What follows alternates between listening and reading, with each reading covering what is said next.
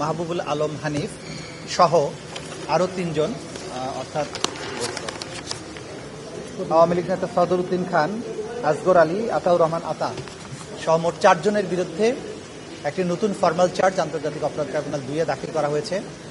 সেটার উপরে আজকে শুনানি অনুষ্ঠিত হয়েছে। অপরাধ আমলে গ্রহণের জন্য প্রসিকিউশনের পক্ষ থেকে প্রেয়ার করা হয়েছে। আদালত আগামীকালকে এটার উপরে আদেশ দেবেন বলে জানিয়েছেন। এই ফর্মাল চার্জে আমরা মাহবুবুল আলম হানিফের ব্যাপারে কমান্ড রেসপন্সিবিলিটির অভিযোগে নিয়ে আসছি, যিনি ওবায়দুল কাদের সহ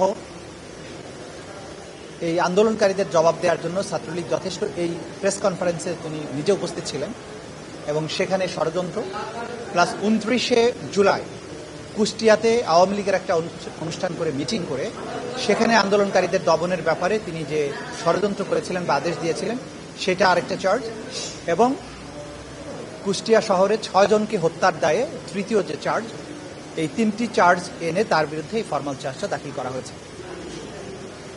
এই 3টি অভিযোগ প্রমাণের জন্য সাফিসিয়েন্ট ম্যাটেরিয়াল, তথ্য প্রমাণাদি সবকিছুর প্রসিকিউশন দাখিল করেছে।